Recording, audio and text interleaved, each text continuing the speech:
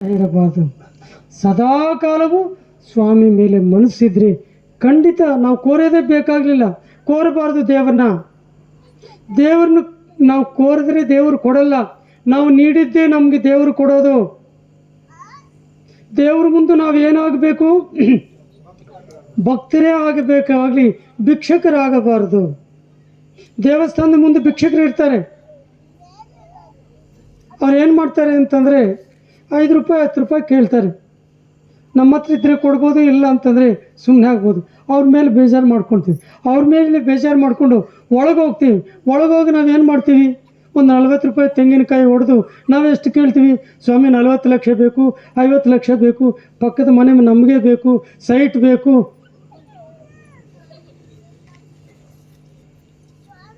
ಅವರು 5 ರೂಪಾಯಿ 10 ರೂಪಾಯಿ ಕೇಳಿದ್ರೆ ನಾವು ಒಳಗೋಗಿ 40 ಲಕ್ಷ 50 ಲಕ್ಷ ಸೈಟ್ ಬೇಕು, ನಮ್ಗೆ ಮನೆ ಬೇಕು, ನಮ್ಮ ಮಕ್ಕಳಿಗೆ ಮದುವೆ ಆಗಬೇಕು, ನಮ್ಮ ಮಕ್ಕಳಿಗೆ ಉದ್ಯೋಗ ಬರಬೇಕು.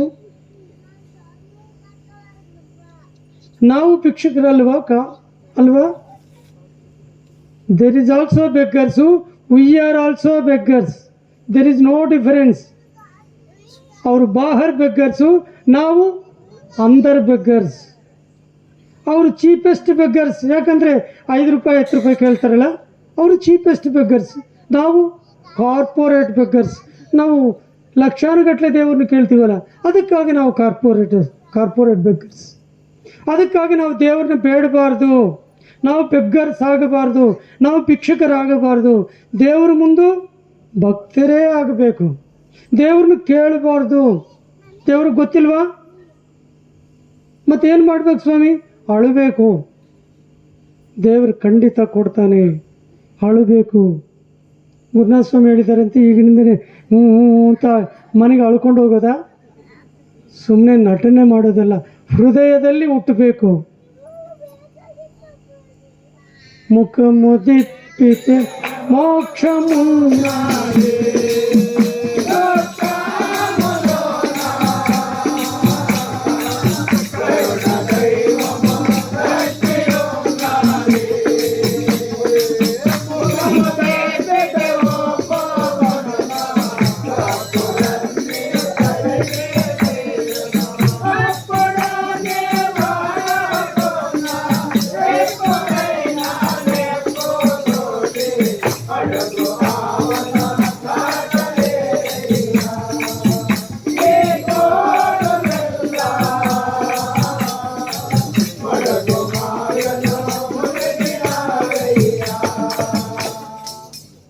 ముఖమిదిప్పితే మోక్షమున్నది, దుఃఖాములోన ಕರುಣ ದೈವಮ ದಕ್ಕಿಯನ್ನ.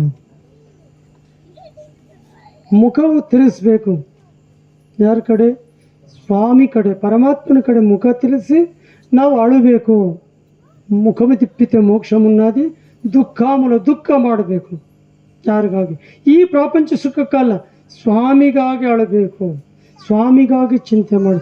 ಹುಡುಗನ ನೋಡ್ರಿ, ಸಣ್ಣ ಮಕ್ಕಳು, 3-4 ತಿಂಗಳ ಮಕ್ಕಳು ಯಾವ ಥರ ಅಳ್ತಾ ಇರ್ತಾರೆ? ತಾಯಿಗಾಗಿ ಅಳ್ತಾರೆ. ತಾಯಿಗಾಗಿ ತಾಯಿನ ಕೇಳಲ್ಲ, ಅಮ್ಮ ನಮ್ಗೆ ಹಾಲು ಕೊಡ್ರಿ ಅಂತ ಕೇಳ್ತೈತ? ಅಳೋದೇ ಅವ್ರ ಕೆಲಸ. ತಾಯಿಗಾಗಿ ಅಳ್ತಾರೆ. ನಾವು ಯಾರಿಗಾಗಿ ಅಳಬೇಕು?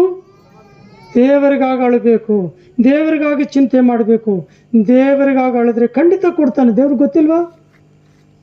ಸಾಯಂಕಾಲ ಯಾರೋ ಬಂದಿದ್ರು, ಸಣ್ಣ ಪಾಪ ನಿಂತ್ಕೊಂಡು, ಸ್ವಾಮಿ ನಮ್ಮ ಪಾಪ ಪ್ರೀತ ಅಳ್ತೈತೆ ಅಂತ. ಎಷ್ಟು ಅಳಿದ್ರೆ ಅಷ್ಟು ಒಳ್ಳೆಯದು. ಹುಡುಗರು ರೋದನಾನಂ ಬಲಂ, ಅವರು ಹೃದಯಕ್ಕೆ ಒಳ್ಳೆಯದು. ಹುಡುಗರು ಅಳಿದ್ರೆ, ಅವರು ಅಳಿದ್ರೆ ಅವ್ರ ರೋಗಗಳೆಲ್ಲ ವಾಸಿ ಆಗ್ತವೆ. ನಾವು ಅಳಿದ್ರೆ ರೋಗಗಳೆಲ್ಲ ಬರ್ತಾ ಇದ್ದಾವೆ. ಅವರು ತಾಯಿಗಾಗಿ ಅಳ್ತಾರೆ. ನಾವು ಏನಕ್ಕಾಗಿ ಅಳ್ತಾ ಇದ್ದೀವಿ? ಪ್ರಾಪಂಚ ಸುಖಕ್ಕಾಗಿ. ನಾವು ಸೈಟ್ ಬೇಕು, ನಮಗೆ ಮನೆ ಬೇಕು, ನಮ್ಮ ಮಕ್ಕಳಿಗೆ ಮದುವೆ ಆಗಲಿಲ್ಲ, ನಮ್ಮ ಮಗನಿಗೆ ಉದ್ಯೋಗ ಬರಬೇಕು, ಈ ಪ್ರಾಪಂಚ ಸುಖಕ್ಕಾಗಿ ಅಳ್ತಾ ಇದ್ದೀವಿ. ನಮಗೆ ರೋಗಗಳೆಲ್ಲ ಬರ್ತಾ ಇದ್ದಾವೆ. ಅವರು ತಾಯಿಗಾಗಿ ಅಳ್ತಾರೆ, ಅದಕ್ಕಾಗಿ ರೋಗಗಳೆಲ್ಲ ಅವರಿಗೆ ವಾಸಿ ಆಗ್ತವೆ. ನಾವು ದೇವರಿಗಾಗಿ ಅಳಬೇಕು, ದೇವರಿಗಾಗಿ ಚಿಂತೆ ಮಾಡಬೇಕು. ದೇವ್ರನ್ನ ಬೇಡಬಾರ್ದು, ಏನು ಬೇಡಬಾರ್ದು. ದೇವ್ರಿಗೆ ಗೊತ್ತಿಲ್ವಾ? ತಾಯಿಗೆ ಗೊತ್ತಿಲ್ವಾ? ಮಕ್ಕಳಿಗೆ ಯಾವ ಟೈಮಿಗೆ ಏನೇನು ಬೇಕು ಅಂತ ಕೇಳಬೇಕಾ? ಇದೇ ಸಂದರ್ಭ ಒಂದಾನೊಂದು ಸಂದರ್ಭದಲ್ಲಿ ರಾಮ ಕೇಳ್ತಾನೆ ರಾಮದಾಸನ, ರಾಮದಾಸ್ ನಿಮ್ದು ಭಕ್ತಿ ಮೆಚ್ಚಿದ್ದೀನಿ, ನಿಮಗೆ ಮೋಕ್ಷ ಕೊಡ್ತಾ ಇದ್ದೀನಿ ಅಂತಂದ್ರು. ಮೋಕ್ಷ ಅಂದರೆ ಏನು ಸ್ವಾಮಿ ಅಂತಂದ್ರು. ಎಲ್ಲ ಆನಂದವಿರುತ್ತೆ ಅಂತ. ಅಲ್ಲಿ ಈ ಥರ ಭಜನೆ ಮಾಡ್ಕೋಬೋದಾ ಅಂತಂದ್ರು. ಇಲ್ಲ, ಅಲ್ಲಿ ಭಜನೆ ಏನೂ ಇರಲ್ಲ, ಎಲ್ಲ ಆನಂದವೇ ಇರುತ್ತೆ, ನಮ್ಗೆ ಆ ಮೋಕ್ಷ ಬೇಡ ಸ್ವಾಮಿ ಅಂತಂದ್ರು. ಅಲ್ಲ ರಾಮದಾಸ್, ಎಷ್ಟೋ ವರ್ಷಾನುಗಟ್ಟಲೆ ತಪಸ್ಸು ಮಾಡಿದರೆ ಮೋಕ್ಷ ಬೇಕು ಅಂತ, ಮೋಕ್ಷ ಕೊಡ್ತೀನಿ ಅಂತಂದರೆ ನೀವು ಬೇಡ ಅಂತ ಹೇಳ್ತೀರಲ್ಲ ಅಂತಂದ್ರೆ. ಅಲ್ಲ ಸ್ವಾಮಿ, ನಮ್ಗೆ ಆ ಮೋಕ್ಷ ಬೇಡ, ಮತ್ತೆ ಏನು ಬೇಕು? ನಿಮ್ಮ ಸೇವೆ ಮಾಡೋರು ಸೇವೆ ಸಿಕ್ಕಿದ್ರೆ ಸಾಕು ನಮಗೆ, ಆ ಮೋಕ್ಷ ಬೇಡ ಅಂತ ಹೇಳಿದ್ರು. ಅದಕ್ಕಾಗಿ ನಾವು ಕೂಡ ಪ್ರಾಪಂಚ ಸುಖವು ಬೇಕು ಅಂತ ದೇವರನ್ನ ಬೇಡಬಾರ್ದು. ಪೂಜ್ಯರು ಶಿವಾಜಿರು ಹೇಳ್ತಾರೆ, ಬೇಡುವಾರೆ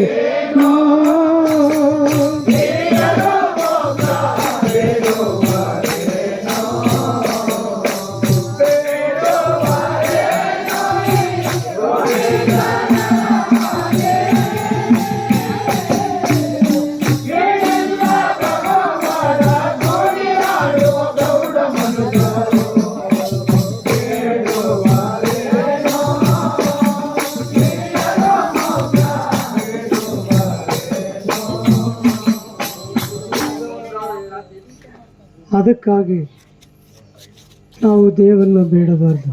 ಸದಾ ಅವರ ಮೇಲೆ ನಮಗೆ ಚಿಂತೆ ಇದ್ದರೆ ಖಂಡಿತ ಯಾವ ಟೈಮ್ಗೆ ಏನನ್ನು ಕೊಡಬೇಕು ದೇವರು ಕೊಡ್ತಾನೆ ಅಂತ ಪುಣ್ಯಪುರುಷರು ಮಹನೀಯರು ಮಹಾತ್ಮರು ಎಚ್ಚರಿಕೆ ಮಾಡ್ತಾ ಇದ್ದಾರೆ. ಬೇರೆ ಎಷ್ಟೊತ್ತು ಮಾತಾಡಿದ್ರೆ ಕೂಡ ನಿಮಗೇನು ಗೊತ್ತಿಲ್ಲ ಮಾತುಗಳಿಲ್ಲ. ಚೆನ್ನಾಗಿ ಅನುಭವ ಮಾಡ್ಕೊಂಡಿರೋ ಅಕ್ಕವರನ್ನವರು ಎಷ್ಟೋ ಜನರು ಇದ್ದಾರೆ.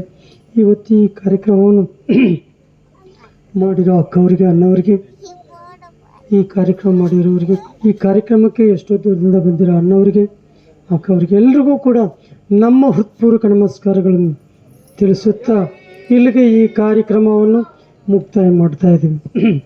ಪಾಪ ಲೇಟಾಗಿದೆ, ಹಸುವಾಗ್ತಾ ಇದೆ ನೋಡಿ.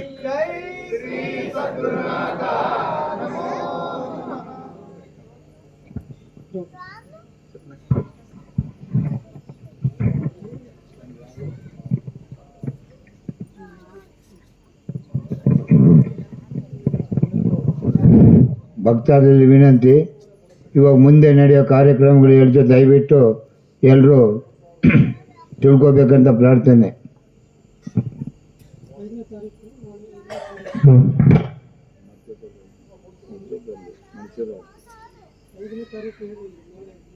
ಇದೇ ತಿಂಗಳು 5ನೇ ತಾರೀಕು ಬೆಂಗಳೂರಿನಲ್ಲಿ ಗೃಹಪ್ರವೇಶ ಪ್ರಯುಕ್ತ ಸ್ವಾಮೀಜಿಯವರು ಬರ್ತಾರೆ. ಎಲೆಕ್ಟ್ರಿಸಿಟಿನಲ್ಲಿ ದಯವಿಟ್ಟು ಎಲ್ಲ ಭಕ್ತಾದಿಗಳು ಬಂದು ಈ ಕಾರ್ಯಕ್ರಮದಲ್ಲಿ ಭಾಗವಹಿಸಬೇಕಂತ ತಮ್ಮಲ್ಲಿ ಮನವಿ. ಇದೇ ತಿಂಗಳು 6ನೇ ತಾರೀಕು ಕನೇಕಲ್ ಮಂಡಲ ಆಂಧ್ರದಲ್ಲಿ ಬ್ರಹ್ಮಸಮುದ್ರ ಗ್ರಾಮದಲ್ಲಿ ಇದೇ ಥರ ಸತ್ಸಂಗ ಕಾರ್ಯಕ್ರಮ ಶ್ರೀ ಶ್ರೀ ಗುರುನಾಥ ಸ್ವಾಮೀಜಿ ಅವರ ಘನಾಧ್ಯಕ್ಷ ನಡೆಯುತ್ತೆ. ದಯವಿಟ್ಟು ಎಲ್ಲ ಭಕ್ತಾದಿಗಳು ಬಂದು ಈ ಕಾರ್ಯಕ್ರಮದಲ್ಲಿ ನೆರವೇರಿಸಬೇಕಂತ ತಮ್ಮಲ್ಲಿ ಪ್ರಾರ್ಥನೆ. 10ನೇ ತಾರೀಕು ಇದೇ ತಿಂಗಳು 10ನೇ ತಾರೀಕು ಕಲ್ಯಾಣದುರ್ಗ ತಾಲೂಕು ದುದ್ದೇಕುಂಟೆ ಗ್ರಾಮದಲ್ಲಿ ಇದೇ ಥರ ಸತ್ಸಂಗ ಕಾರ್ಯಕ್ರಮ ಶ್ರೀ ಶ್ರೀ ಗುರುನಾಥ ಸ್ವಾಮೀಜಿಯವರ ಘನಾಧ್ಯಕ್ಷರು ನಡೆಯುತ್ತೆ. ಎಲ್ಲ ಭಕ್ತಾದಿಗಳು ಬಂದು ಈ ಕಾರ್ಯಕ್ರಮದಲ್ಲಿ ಭಾಗವಹಿಸಬೇಕಂತ ತಮ್ಮಲ್ಲಿ ಮನವಿ.